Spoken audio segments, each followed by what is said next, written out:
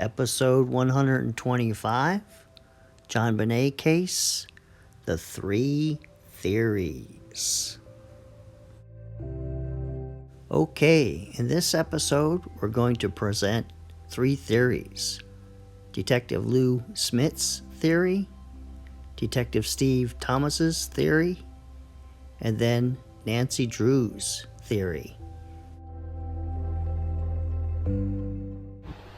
I believe that an intruder intending to kidnap and molest Jonbenet came to the Ramseys' house, bringing with him cord, duct tape, and a stun gun. He searched the house for a point of entry and discovered that every door and window is wired to an alarm. After discovering an open and broken cellar window, he climbed in, leaving a scuff mark. There was fresh entry at that window. Then he made his way upstairs looking to write a ransom note on the premises so that neither paper nor ink could be traced back to him. After finishing the note, he returned to the cellar to wait. The Ramseys come home. They go to bed, after which the intruder goes to Jonbenet's room, knocks her out with a stun gun, tapes her mouth, binds her hands and feet, and wraps her in her blanket to keep her warm from the winter cold. He's intending to take her with him.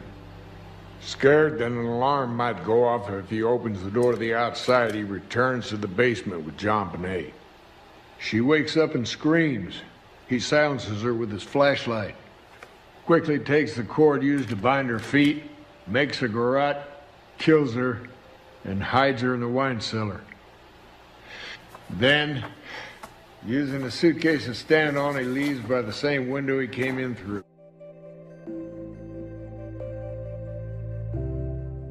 Approaching 40th birthday, the busy holiday season, an exhausting Christmas day, and an argument with Jonbenet had left Patsy frazzled. Jonbenet, who had not eaten much at the White's party, was hungry. Her mother let her have some pineapple, and then the kids were put to bed. Patsy stayed up to prepare for the trip to Michigan the next morning, a trip she admittedly did not particularly want to make. Later, Jonbenet awakened after wetting her bed, as indicated by the plastic sheets, the urine stains, the pull-up diaper package hanging halfway out of a cabinet. Patsy would not be the first mother to lose control in such a situation. One of the doctors we consulted cited toileting issues as a textbook example of causing a parental rage. So in my hypothesis, there was some sort of explosive encounter in the child's bathroom sometime prior to 1 o'clock in the morning, the time suggested by the digestion rate of the pineapple found in the child's stomach. I believe Jonbenet was slammed against a hard surface such as the edge of a tub, inflicting a mortal head wound. She was unconscious, but her heart was still beating.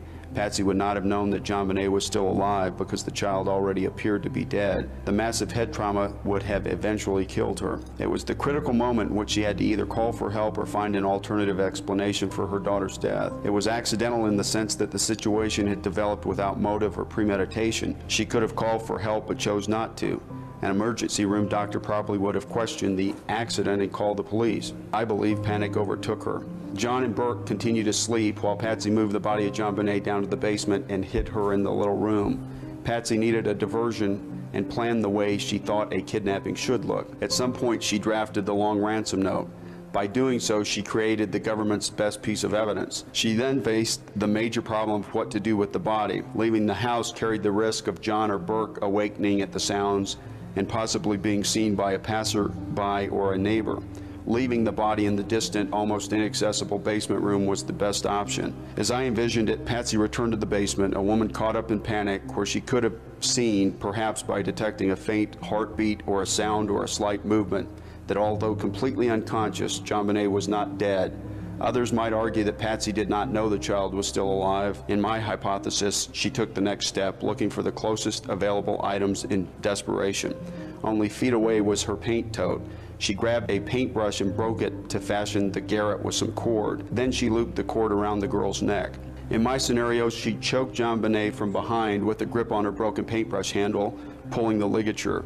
Jonbenet, still unconscious, would never have felt it. This accident, in my opinion, had just become a murder. Throughout the coming hours, Patsy worked on her staging, such as placing the ransom note where she would be sure to find it the next morning. With the clock ticking and hearing her husband moving around upstairs, she stepped over the edge. The way I envisioned it, Patsy screamed, and John Ramsey, coming out of the shower, responded, totally unaware of what had occurred. Patsy Ramsey opened the door to Officer Rick French about 5:55 a.m. on the morning of December 26, 1996, wearing a red turtleneck sweater and black pants, the same thing she had worn to a party the night before. Her hair was done, her makeup was on. In my opinion, she had never been to bed.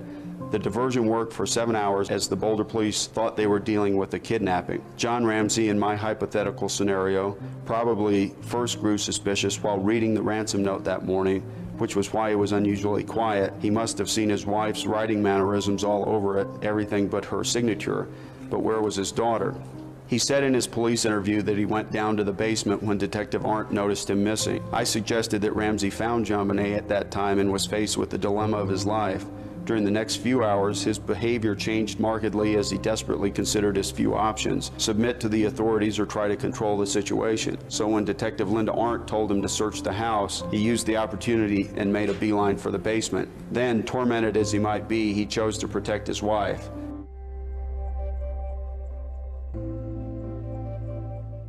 Hello there. This is my theory of how Jonbenet was murdered. Both John and Burke were awake that Christmas night after 10 p.m. John was busy and Burke got out the bowl of pineapple and the glass of tea on his own. Then John put Burke to bed around 10:30. Jonbenet got out of bed and she had some of the pineapple from the bowl in the dining room. I believe that John checked to see if Patsy and Burke were sound asleep. Then John molested Jonbenet, and he had molested her before. What was different this night was Jonbenet was injured and started bleeding, and she screamed. John hit Jonbenet in the head, and she went unconscious. John thought that he might have killed her, so he placed her body in the window well in the basement so Patsy would not find her body. Then he wrote the ransom note to explain why Jonbenet would be missing in the morning. 1. John created the foreign faction story because he felt Patsy would believe it. 2. He created the death threats against Jonbenet so Patsy wouldn't call 911. 3. He created the ransom story like in the movies so he would have ample time to dispose of her body. John returned to the basement and Jonbenet was still alive. John might have struggled about what to do, but John made the garrote and strangled her to make it look and match the ransom note. Then he got the white blanket and placed her body in the storage room.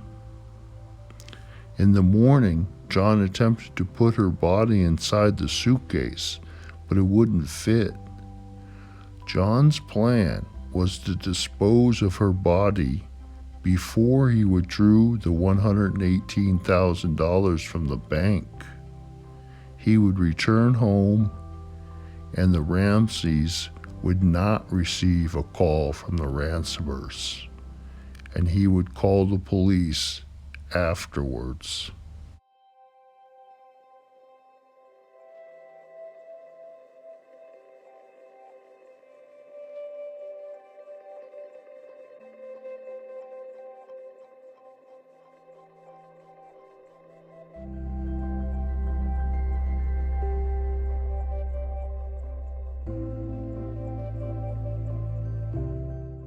Well, this ends this episode of Unsolved. And so what do you think? Was it an intruder like Lou Smit described? Or was it Patsy Ramsey like Detective Steve Thomas described?